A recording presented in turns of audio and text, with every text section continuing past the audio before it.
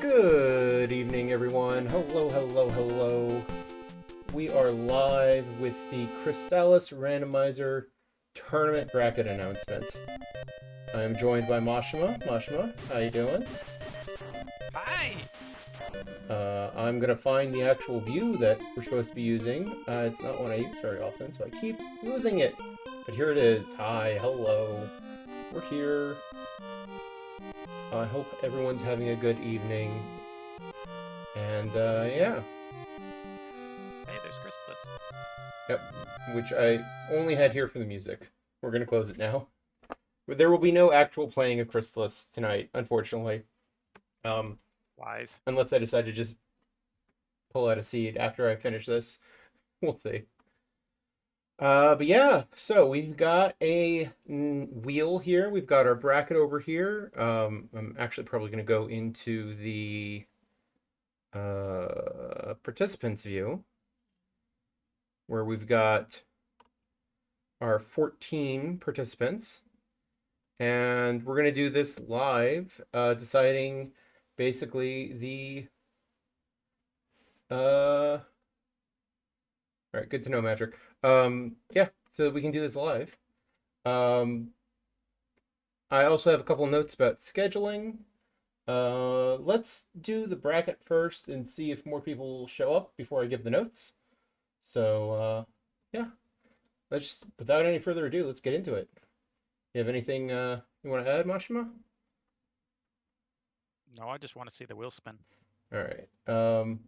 I should probably share my view with you so that you can see it live. Suckers, I can see it before you. Is there a frame delay? Can I make edits? There we go. All right. So, yeah, let's do it. We're just gonna spin this one at a time and put people in the order that we spin them in. First person we spin gets first. Last person we Nope. spin gets 14th. Yep. So Archibald asking a question. We're not going to do seeding races this year. We're kind of a little on crunch, and it was always a little wonky anyway. So we decided we're just going to randomize it and let fate decide. Yep. So if you end up with a rough round one match, I'm sorry, fate wants you to push yourself this year. So we'll see how this works. Yep. All right. So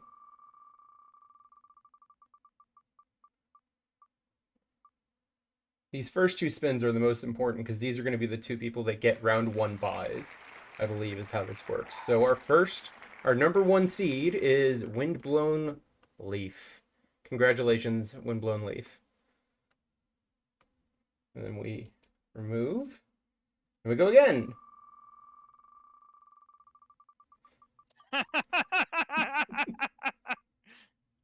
And our number two seed is 00713. There we go. Nice. All right. And then the rest of these are actual going to have matches. Um, I forget exactly how it works out. I think it's something like 3 plays 14, 4 plays 13, so on and so forth. But uh,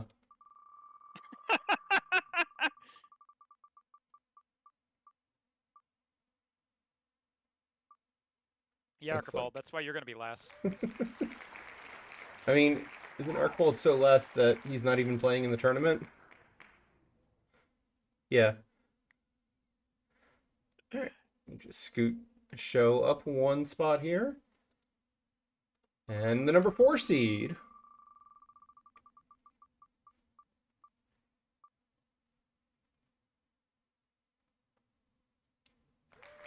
Uranium Anchor, number 4. All right. Number 5 seed.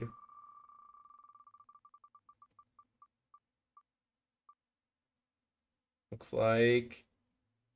Oh. Looks like you, Mashima. Hey, it's me. So. What that means I'm getting 11th? Is that how this works? Or 12th? J-Ro in the number 6 spot.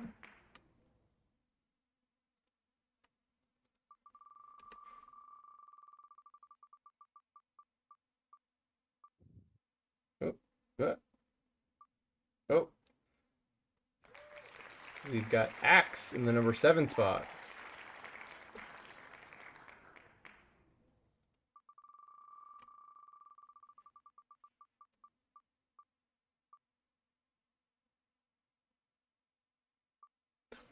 Just barely. I am just barely in the number 8 spot.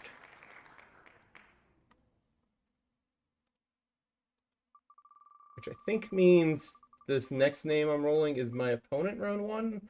Not 100% sure about that. Of course. Well, it was nice knowing me.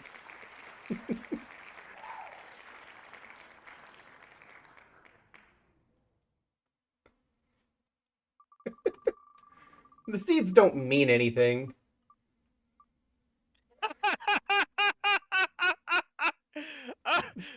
Yeah, you might want to hold up just a couple more seconds whenever you announce a name code. Stream delay. True. All right. So our number 10 seed doesn't even need to move in the list right now is What is Nope? Down to 4 left.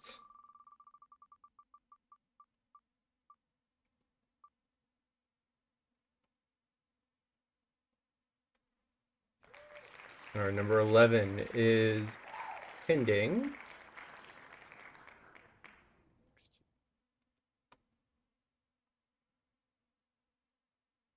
3 left.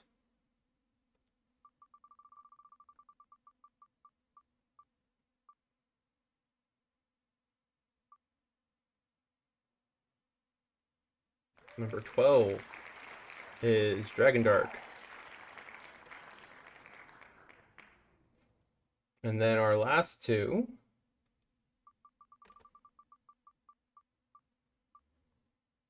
In 13, we have Tornell. Lucky 13. Tornado. Which means bringing up the rear is Matrick. You gotta spin it. You're right. I'm sorry. There we go. I wonder who this is going to be. Uh, uh, uh. All right. I spin an empty wheel. It won't let me spin the empty wheel. All right. So with these locked in, should now, if I go back to the bracket,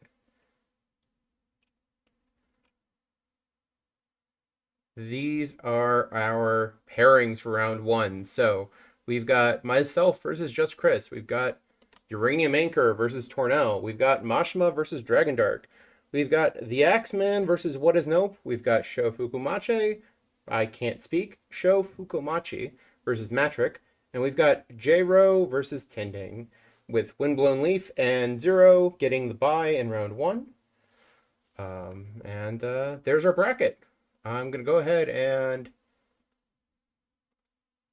lock it in.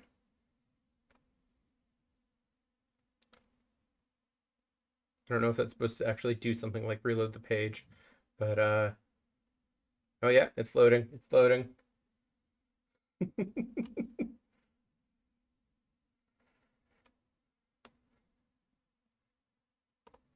And there we go. The tournament is now open. There is our bracket for this year's tournament. So, other things to discuss. So let's talk about scheduling real quick. So scheduling. A lot of you have been here before, so you kind of know how this goes. Scheduling is going to be in the tournament scheduling channel in the Discord. Everyone that is participating in the tournament should have access to that channel. If you don't, for some reason, ping me and let me know, and I will fix that. But I'm pretty sure everyone has the role and that the role has access to the channel, so it should be good there.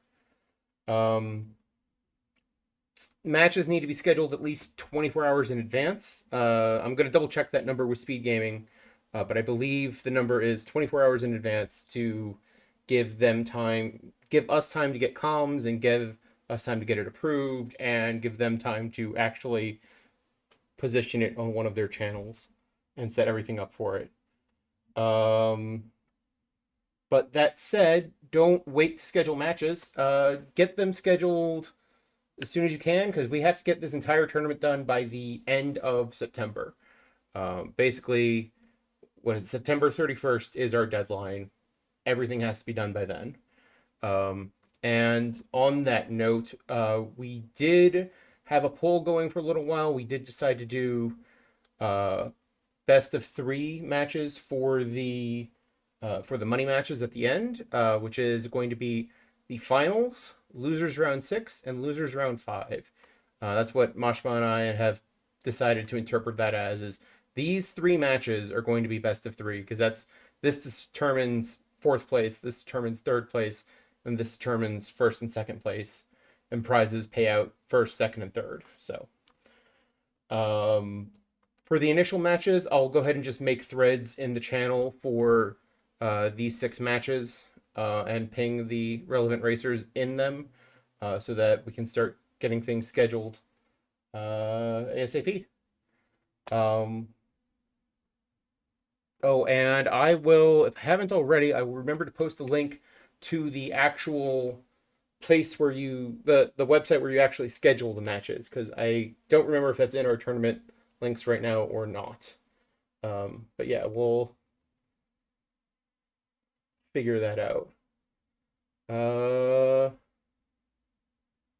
Yeah, that's all I got. Mashma, do you have anything you want to add? Yes. I need to learn how to read calendars. Oh yeah, yeah.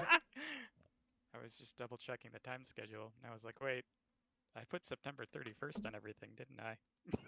I mean, I just said September 31st live on stream right now. So Right. But see, you're like reading stuff, so you can completely blame me because I'm the one that put I 31st on I everything. pulled that number out of my ass. I did not read it off of anything. Archibald would like a quick review of the flags. Yeah, we can do that. I would be happy to do that. Let me just bring up the link. One moment. Somewhere in here because we pinned all These are some these. pretty different flags. If Yes. you haven't tried them yet, Archibald, you should try a seed. These are very different seeds from what we normally do, without it being like crazy out there. So the first thing to note is that this is on the Something 2 branch, which is the branch we used for this year's April Fool's race. It has the important relevant change there is it has Crystalis outside of Tower.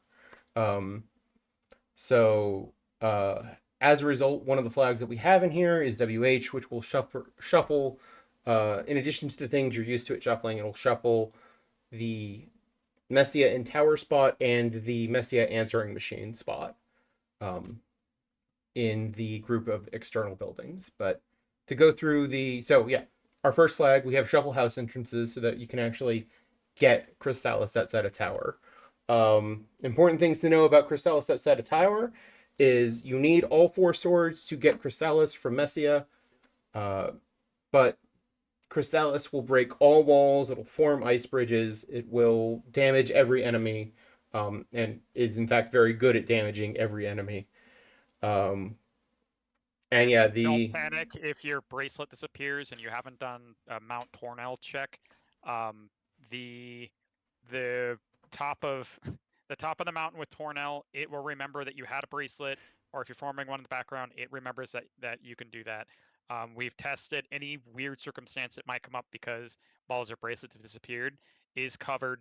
The seeds will run fine. Don't panic about any of that. Yeah, the most complicated thing you have to watch out for with that particular check is you get the ball before you get Crystalis. Crystalis deletes your ball, and then you get a second ball. Um, it's it's still fine. It will work. It will treat it as though you have the bracelet, so it's fine. But you Yeah, will just just have to remember that, oh, that ball is actually a bracelet. Um, thank you. Let's see. We have randomized trading items as a question mark flag. We've got randomized elements to break walls as a question mark flag. These are things that, with some practice, you'll start to get a feel for, okay, I recognize that this flag is on or off and make some decisions appropriately. Um, yes, that is correctly. It's suggested, not required. Um, I believe that they're still doing the same sort of setup for their streams where they have a spot for it, but we won't require anyone to use it. The only thing we do require is that you have to be able to stream your matches on Twitch. And any match has to be verifiable, which means if we have in the tournament document, if your stream goes down partway through and there is questionability on whether there was anything happening during the missing periods, then you will need to provide a VOD, and we will go through it to make sure that everything's verifiable. If not, then you can be DQ'd. Yeah, We're not requiring people to take videos or anything, but heads up on that. We need everything to be verifiable in case of any questionability. yeah. I don't think we ever had it come up, but better safe than sorry. Um, Yeah, it's just a safety clause. uh, on the flags, yeah, we went over trading items could be randomized, wall elements could be randomized, sprite colors always are. For routing, we had the normal story mode, but then the other big different flag for this flag set is we have no bow mode is on, which means you do not need. This description claims you need no items. That's not strictly true. Um, what you need to finish the game are you need to defeat all the bosses, and you need to have all 4 swords, and you need to have Crystalis. Um, it's required for you to defeat the bosses and have the four swords to spawn Dragon 2. And then Crystalis only blocks the very last room to get to Dinah. Okay. So it is possible for the room that is randomized in Tower to be logically relevant. It doesn't come up that often, but every now and then it does. Um, let's see, then we have our usual orbs are not required to break walls. We do have vanilla dolphin interactions on, so make sure you familiarize yourself with this set of triggers. In order to use the shell flute, you have to have the shell flute. You have to have the trade-in item for the fisherman. You have to start by visiting the answering machine, then heal the dolphin, then give the trade-in item to the fisherman, then go to Kensu's beach house and talk to Kensu. And the fisherman will only be there to accept the item if you have both the item and shell flute. So Yep. all of that has to happen in order to be able to use the shell flute. Um, the other significant change is we have fewer glitches than we typically have on in our race flags. It's basically just statue glitch, just because playing without statue glitch, I feel like is less fun than playing with it. But notably, the Mount Saber requirement skip is off, so you will need to get into Mount Saber North legitimately as well. And since there's a required boss there, that's another set of flags you should familiarize yourself with. So that's either the easy way is fly up the backside in the waterfall valley and use the key to prison on the back door, or the difficult way is find the Leaf Elder and the Zebu's student, talk to both of them, then talk to Zebu in his cave, then touch the trigger that's behind the wall in Zebu's cave, either by breaking the wall and walking through, or going the long way around through Saber West and just walking up behind that wall. Find the rabbit in one of the three sheds, talk to the rabbit using telepathy, go up Mount Saber North, and you need teleport to get through that entrance as well. So it's a lot of steps, but it's something you'll need to know. Yeah, Um, and this is where we flip the script on what you normally think about when you're doing seeds. Because Nobo mode's on, typically what you're running through your mind is how do I get into Crypt and how do I get through Dragon? How do I get to Crypt is now just a side thing. It's two checks. So how do I get to Crypt doesn't really matter. Um, every now and then it will, but it's not a major thing. What should be running through your mind is how do I get onto Mount Saber North and how do I get onto ESI? Those are the two major things that need to be running through your mind as you're running seeds. Those are the speed bumps. Those are the things that are going to gatekeep you if you can't figure that problem out. um, sword charge glitch is on, but it's optional. It's never required in logic. Just it might help you with some of the boss fights, if you're trying to do boss fights without Crystalis, obviously. And then enemy weaknesses could be randomized. Tower robots will show up. Battle magic's not guaranteed. All those stuff are fairly standard. Uh, yeah, that's our flag set. It is worth noting that on this branch there is also a preset for it. Here we go. Tournament 2025. So if you forget what the flags are, you can just click the button. Um, uh, yeah. I guess I should mention for comms, anyone is welcome to do comms. Um, just make sure you're comfortable with talking and doing commentary, and make sure you're representing the community well. I'm gonna leave that intentionally vague. Just you know, uh, that's all I got really. Yeah, we also do need trackers. So and that Oh, reminds me, I need to finish coming up with the tracker changes. Uh, yeah, I was gonna ask about that. Because Yeah, we talked about it, but then I haven't had time to actually put anything together. So probably for the first couple of races, we're still gonna have the old tracker, but we'll see if we can get something. We're trying to get the tracker updated for this year's tournament to not show the bows because those aren't really relevant, but to instead show Crystalis and ESI access and Saber North access, and we're intentionally leaving those vague because it would be too many different things to track otherwise, I feel.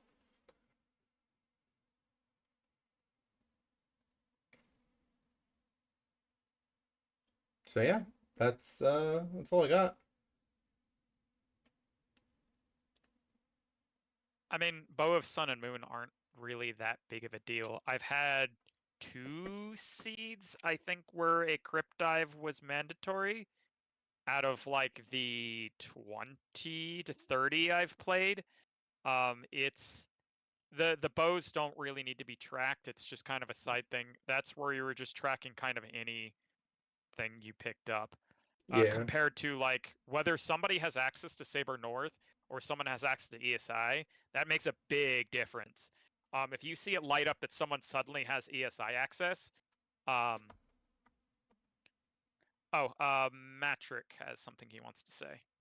Yeah. Let me. You know what? You want to just jump into one of the channels in the um. Wow, in the Discord, in the Crystalis Discord. Mashma, you good with that? Yeah, I'm gonna jump over. Okay. All right. What up, gentlemen?